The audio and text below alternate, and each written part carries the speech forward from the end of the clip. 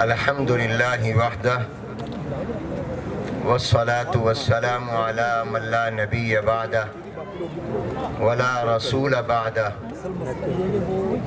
ولا معصوم بعدہ ولا امت بعد امتی ولا کتاب بعد کتابی اما بعد فاعوذ باللہ من الشیطان الرجیم بسم اللہ الرحمن الرحیم ام کنتم شہداء اذ حضر یعقوب الموت اذ قال لبنیہ ما تعبدون من بعدی صدق اللہ العظیم۔ قابل صد احترام واجب الاکرام حضرات علماء کرام، ارباب علم و دانش، اصحاب فکر و نظر، خواتین و حضرات، السلام علیکم ورحمۃ اللہ تعالی وبرکاتہ۔ آپ حضرات نے میرا سلام تو سنا ہے مگر جواب نہیں دیا،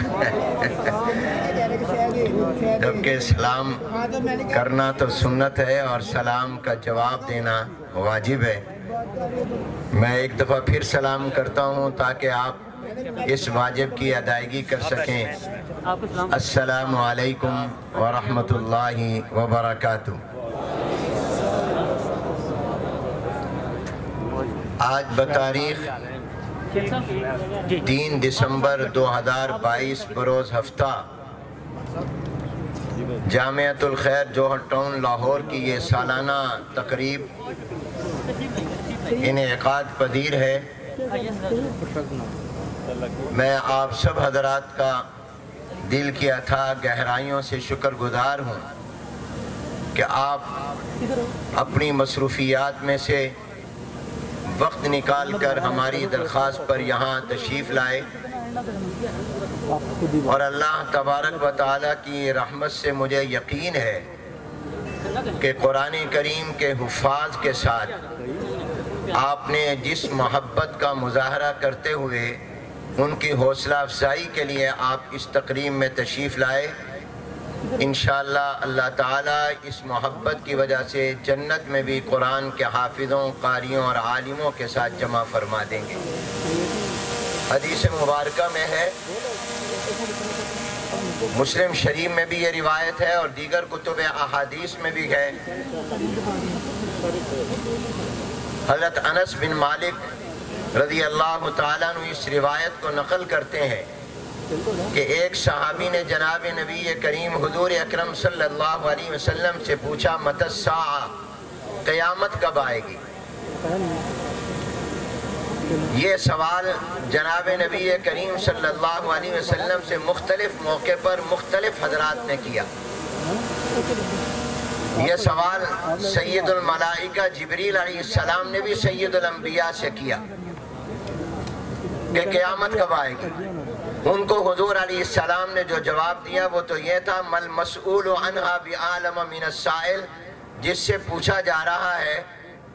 وہ اتنا ہی جانتا ہے جتنا پوچھنے والا جانتا ہے، اس لیے گویا مطلب یہ تھا کہ نہ تم جانتے ہو نہ میں جانتا ہوں کہ قیامت کب آئے گی، یہ صرف علم اللہ کے پاس ہے، ان اللہ عندہ علم الساعہ۔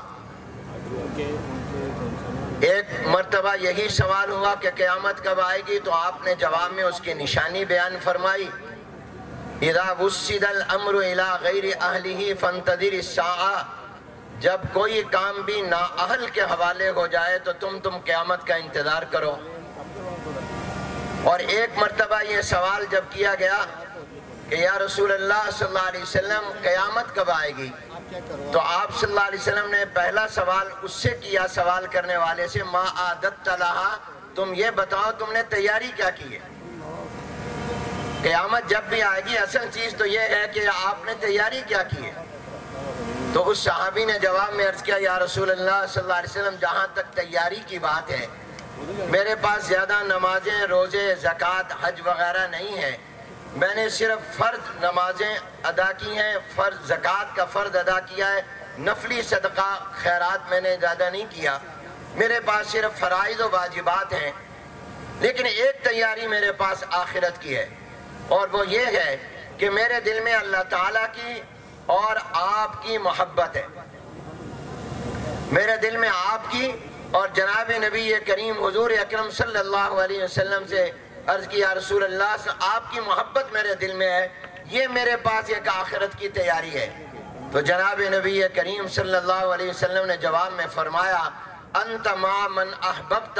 پھر اس بات کی فکر نہ کرو کہ قیامت کب آئے گی، قیامت جب بھی آئے گی تم اسی کے ساتھ ہوگی جس سے تمہیں دنیا میں محبت ہے۔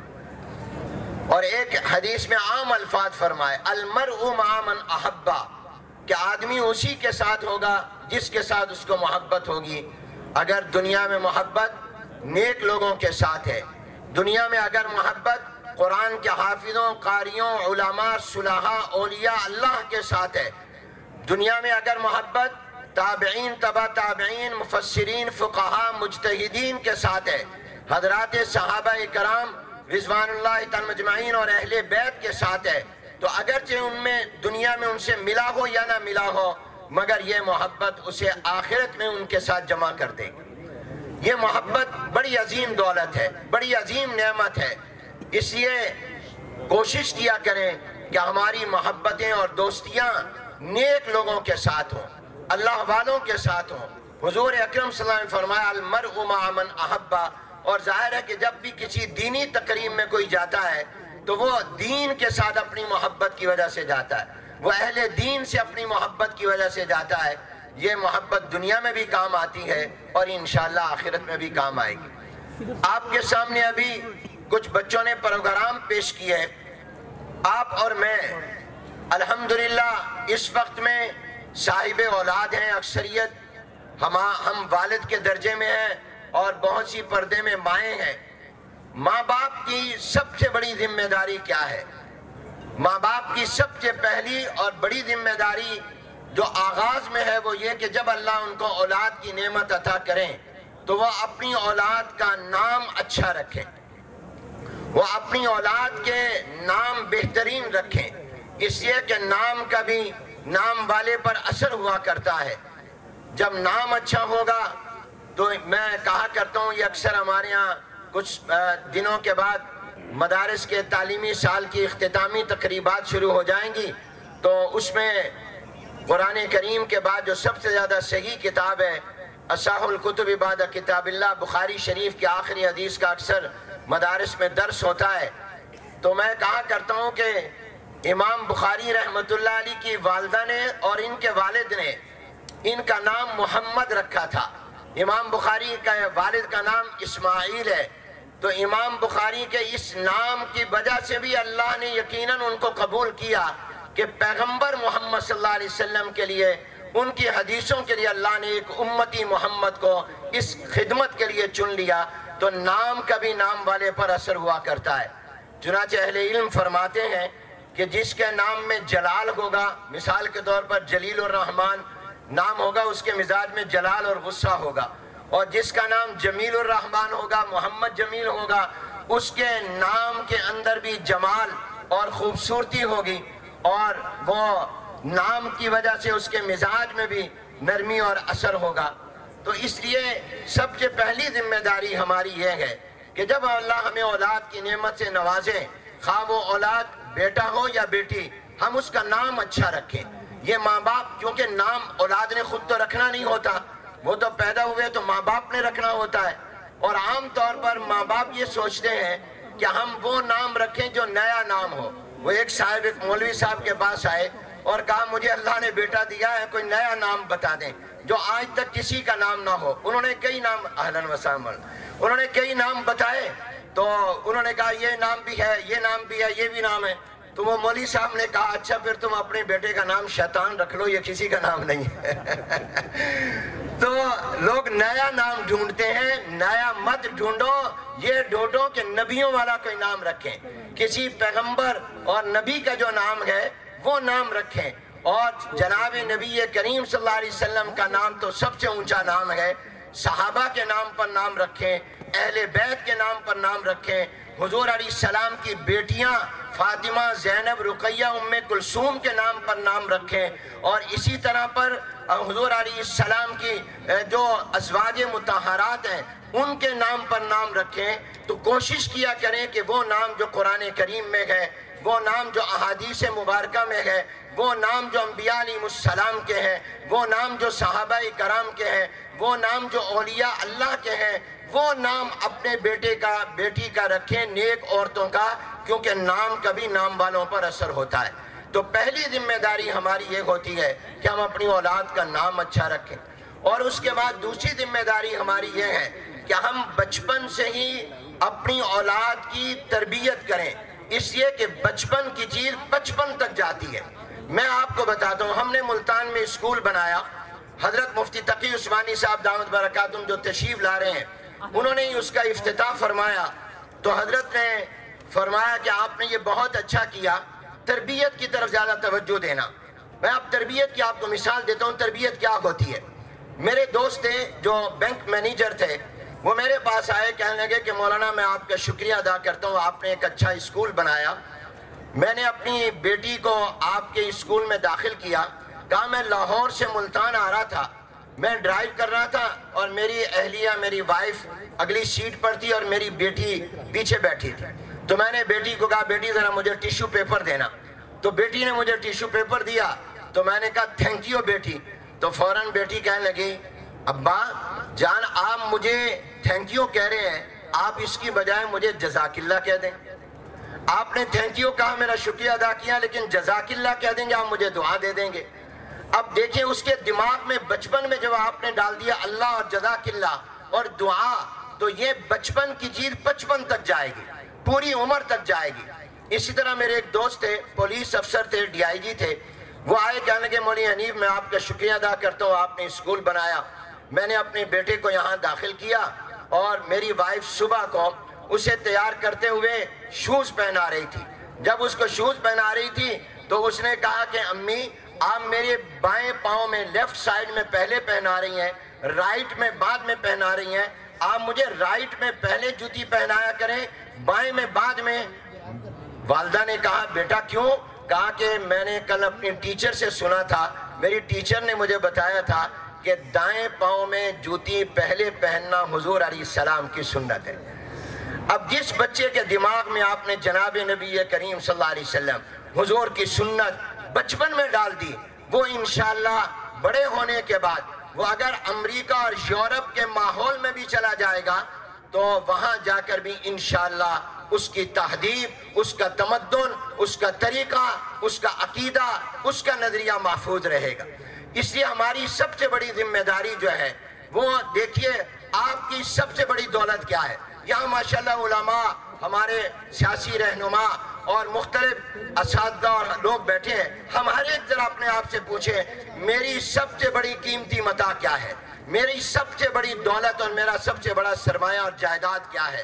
میری سب سے بڑی دولت اور آپ کا سب سے بڑا سرمایہ آپ کی اولاد ہے۔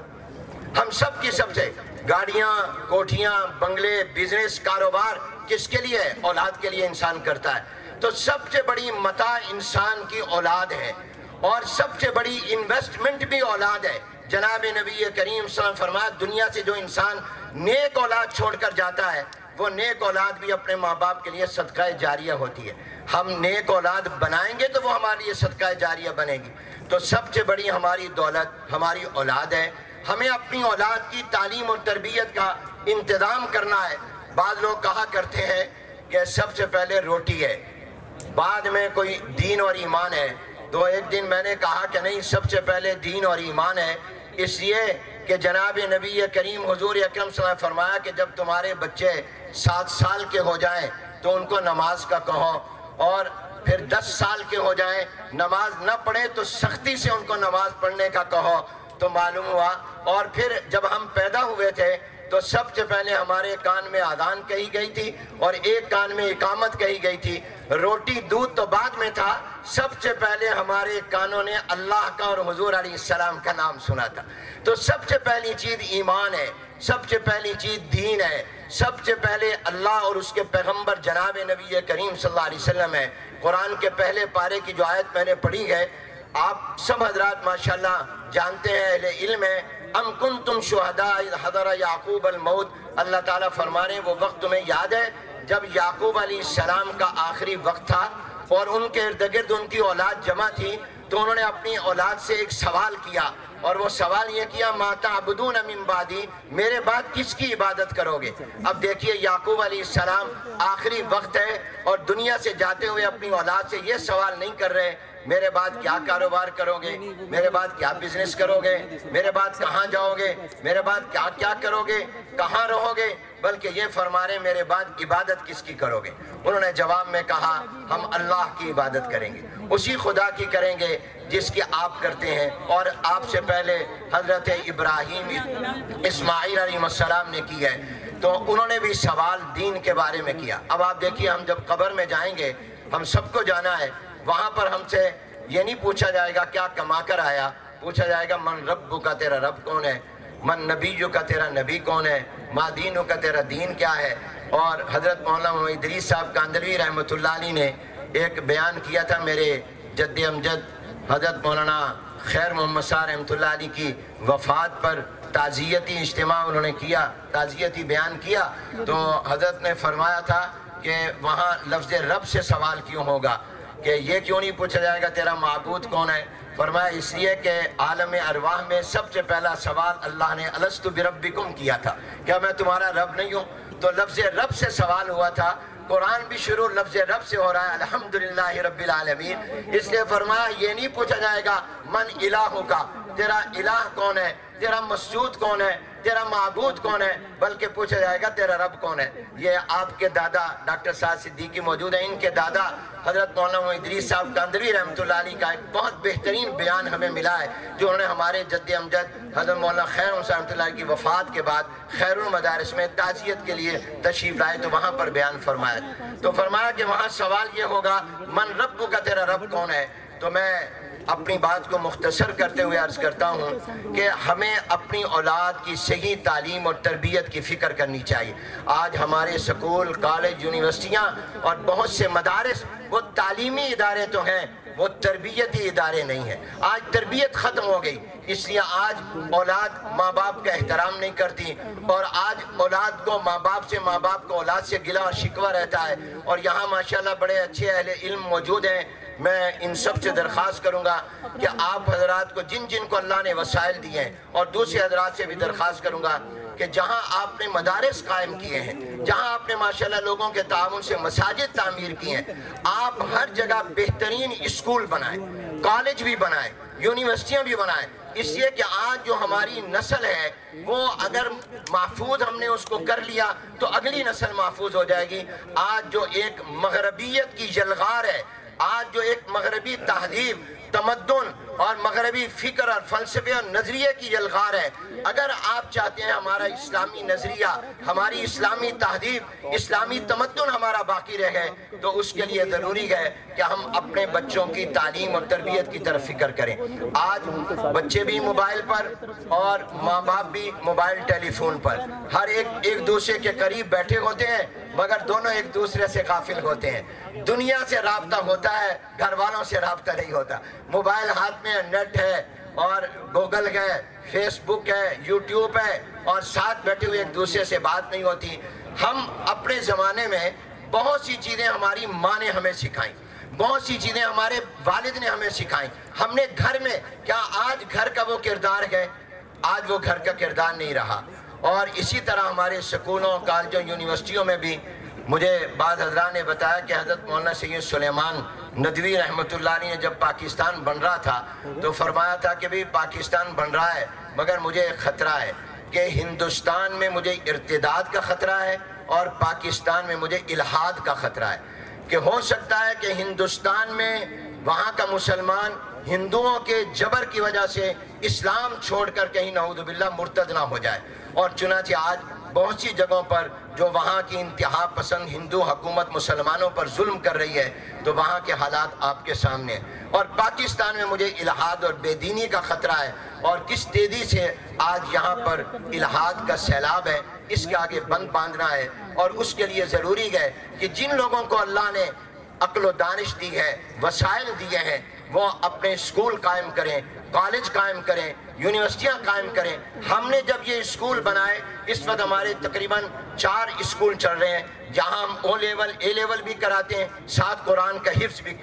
کراتے ہیں، دینی تعلیم کے ساتھ ساتھ عصری تعلیم بھی دیتے ہیں۔ اور الحمدللہ اب تو وفاق المدارس العربیہ پاکستان نے بھی یہ طے کر دیا ہے کہ انشاءاللہ مڈل تک کی تو تعلیم تھی ہی، اب ہم انشاءاللہ 1-2 سال تک اپنے تمام مدارس میں میٹرک تک کی بنیادی تعلیم بھی لازم کر رہے ہیں۔ میٹرک کے بعد پھر وہ بچہ عالم بنے گا، اولیٰ سے دورہ حدیث تک پڑھے گا، تاکہ اس کے پاس ہماری جنرل ایجوکیشن بھی ہو بنیادی اور بیسک، اور ہماری دینی تعلیم بھی اس کے پاس ہو۔ تو میری درخواست ہوگی کہ آپ حضرات اسکول بنائیں، کالج بنائیں، یونیورسٹیاں بنائیں، اور جن جن کے بچے ان اداروں میں پڑھ رہے ہیں وہ ان کی تعلیم اور تربیت کی فکر کریں کہ میرا بچہ دین سے دور تو نہیں ہو رہا، کہیں اسلام سے دور تو نہیں ہو رہا، اللہ اور رسول سے دور تو نہیں ہو رہا۔ میں نام نہیں لیتا، لیکن دکھ کی بات تو یہ ہے کہ وطن عزیز اسلامی جمہوریہ پاکستان جو اسلام کے نام پر بنا، کلمے کے نام پر بنا، جس کی پارلیمنٹ کی پیشانی پر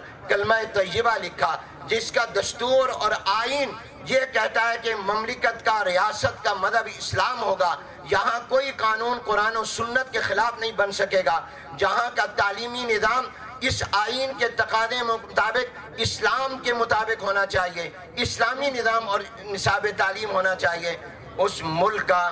وزیر داخلہ سورہ اخلاص نہ پڑھ سکے، اس ملک کا وزیر قانون اور ماہر قانون سورہ اخلاص بھی نہ پڑھ سکے، اور قرآن کی باقی صورتیں اور آیتیں یہ المیہ نہیں ہے، یہ ہمارے لیے سوچنے کا مقام ہے، یہ لمحہ فکریہ ہے کہ جن لوگوں نے ہمارے نظام مملکت اور ریاست کو چلانا ہے وہ بالکل دین سے ناواقف ہوں، وہ بالکل دین سے۔ آج یہ تو کہا جاتا ہے مدرسہ ریفارم، مدرسہ ریفارم، اور مدرسہ ریفارم کا مطلب یہ ہوتا ہے کہ مجھے لوگ پوچھتے ہیں کہ آپ کی گورنمنٹ سے اکثر مذاکرات رہتے ہیں، اور پچھلے کئی سالوں سے ہمارے بھی اور ہمارے کئی یہاں دوست احباب بیٹھے ہیں، ان سب کی بات چیت چلتی رہتی ہے۔ وہ کہتے ہیں کہ جی مولانا حکومت کیا چاہتی ہے، آپ کیا چاہتے ہیں؟ میں نے کہا ہم 2 لفظوں میں ان کو بتایا کرتا ہوں۔ میں کہتا ہوں گورنمنٹ چاہتی ہے دین کے مدرسے سکول بن جائیں، ہم چاہتے ہیں سکول مدرسے بن جائیں، بس اتنا فرق ہے، کوئی زیادہ فرق نہیں ہے۔ وہ چاہتے ہیں کہ تمام کے تمام مدرسوں میں قرآن و سنت کی تعلیم ختم یا کم ہو جائے، برائے نام ہو جائے، اور جو جنرل ایجوکیشن ہے وہ زیادہ ہو جائے، اور ہم یہ چاہتے ہیں کہ جہاں جنرل ایجوکیشن ہے اس کے ساتھ دین کی تعلیم بھی آ جائے۔ تو اللہ تبارک و تعالی ہمارے ملک کے نظام تعلیم کو، ہمارے ملک کے نصاب تعلیم کو بہتر کرے۔ میں آپ کو اپنا ایک واقعہ سناتا ہوں۔ یہیں میں جامعۃ الخیر جوہر ٹاؤن میں جمعہ میں نے ایک دن پڑھا، جمعے کے بعد بیٹھا تھا، ایک صاحب میرے پاس آئے، رونے لگ گئے، آنکھوں سے آنسو جاری ہو گئے اور بڑے بل بلا کر رونے لگے۔ یہ میں اپنی آپ بیتی آپ کو سنا رہا ہوں۔ میں نے کہا آپ کیوں رو رہے ہیں؟ کہا کہ میں نیوزی لینڈ رہتا تھا اور میں پاکستانی ہوں، میں نیوزی لینڈ سے پاکستان آیا اپنے بچوں کی تعلیم کے لیے، کیونکہ مجھے وہاں خطرہ ہوا کہ میرے بچے میرے ہاتھ سے نہ نکل جائیں۔ میں یہاں پاکستان آیا اور کہا کہ میں نے یہاں آ کر بہترین، چونکہ میرے بچے نیوزی لینڈ کے رہنے والے تھے، وہاں کے اسکول میں تو میں نے سٹینڈرڈ کا معیاری اسکول تلاش کیا، تو کہا کہ میں نے یہاں لاہور میں ہی آپ کے قرب و جوار میں ہی ایک اسکول تلاش کیا جس کی فیس میں ڈالروں میں پے کرتا ہوں۔ اب میرا بیٹا مجھے کئی دن سے آ کر کہہ رہا ہے کہ میرے اسکول کا میرا ٹیچر مجھے مجبور کرتا ہے کہ شراب پیا کروں۔ میں نیوزی لینڈ چھوڑ کر یہاں آیا ہوں، اس لیے آیا ہوں کہ میرے بچے کا دین محفوظ ہو جائے، میرے بچے کا اسلام محفوظ ہو جائے، میرے بچے کا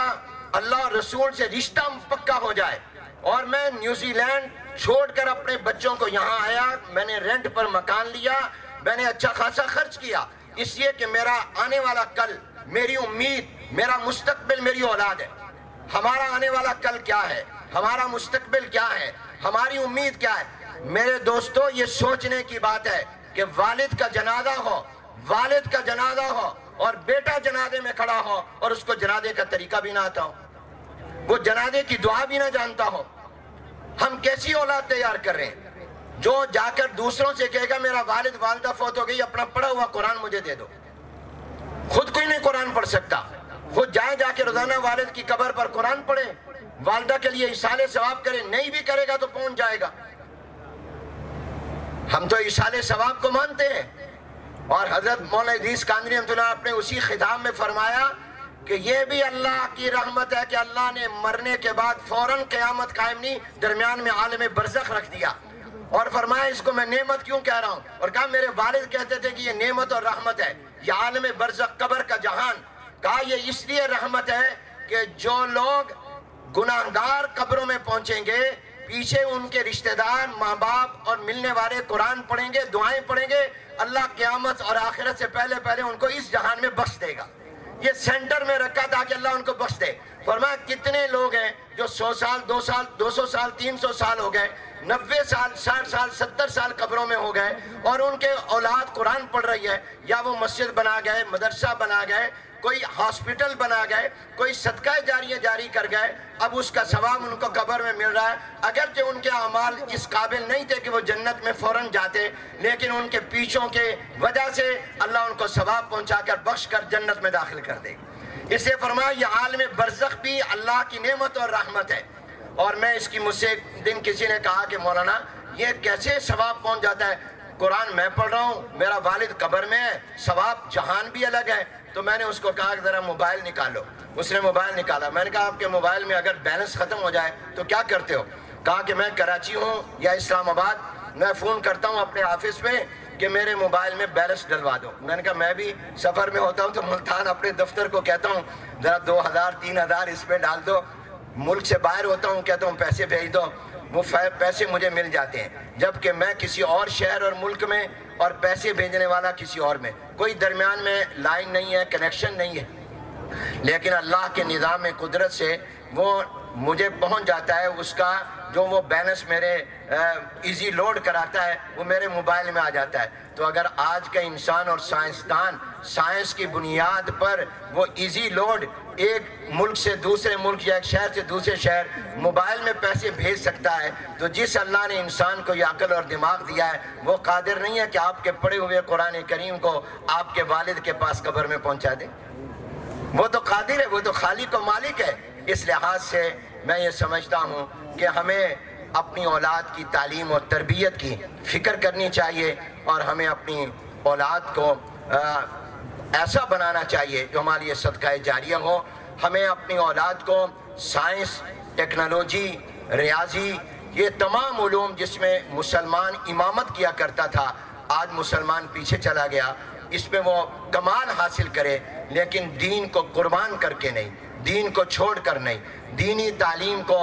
خیر آباد کہہ کر نہیں، دین کا بنیادی علم ہر ایک کے پاس ہونا چاہیے، اور دین کا ضروری علم ہر ایک کے پاس ہونا چاہیے، اس لیے کہ یہ ہماری ذمہ داری ہے۔ جناب نبی کریم رحمت عالم حضور اکرم صلی اللہ علیہ وسلم نے ارشاد فرمایا، اور یہ سنا کر میں ختم کرتا ہوں، فرمایا کہ سب سے بہترین عطیہ، سب سے بہترین گفٹ جو ماں باپ اپنی اولاد کو دے سکتے ہیں وہ بہترین تعلیم اور تربیت۔ آپ اپنی اولاد کو، آپ اس کو مرسڈیز دے دیں، آپ اس کو V8 دے دیں، آپ اس کو فارم ہاؤس، کوٹھیاں، بنگلے دے دیں، یہ اتنا بڑا گفٹ نہیں ہے، جتنا بڑا گفٹ یہ ہے کہ آپ اس کی صحیح تعلیم اور تربیت کا انتظام کر دیں، یہ سب سے بڑا گفٹ ہے۔ اللہ تعالیٰ مجھے بھی اس کی توفیق عطا فرمائے اور آپ کو بھی توفیق عطا فرمائے۔ میں آپ کا شکر گزار ہوں، تمام علماء کرام کا، مشائخ اعظام کا، اور اپنے دوستوں کا، احباب کا، مختلف سیاسی رہنماؤں، شخصیتوں کا جو اس پروگرام میں تشریف لائے۔ ابھی انشاءاللہ شیخ الاسلام حضرت مولانا مفتی محمد تقی عثمانی صاحب دامت برکاتہم العالیہ تشریف لائیں گے، اور ہم ان کا کلیدی خطاب سب سنیں گے اور ان کی زیارت بھی کریں گے، جو اس وقت عالم اسلام کی سب سے ممتاز علمی اور روحانی شخصیت ہیں۔ اللہ تعالیٰ آپ حضرات کو جزائے خیر عطا فرمائے۔ یہ جامعۃ الخیر جوہر ٹاؤن لاہور میں الحمدللہ دینی تعلیم کے ساتھ ساتھ عصری تعلیم بھی ہے، بچوں کو قرآن کریم کا حافظ بھی بنایا جاتا ہے، اور ان کو ماشاءاللہ میٹرک کی بھی ساتھ تعلیم دی جاتی ہے، درس نظامی میں بھی الحمدللہ ان کی صحیح تربیت کی ہم فکر کرتے ہیں، ٹیکنیکل ایجوکیشن بھی ہے۔ اللہ تعالیٰ مجھے اور آپ کو اپنے بچوں کے لیے اچھے اداروں کا انتخاب کرنے کی توفیق عطا فرمائے۔ وما علینا الا البلاغ۔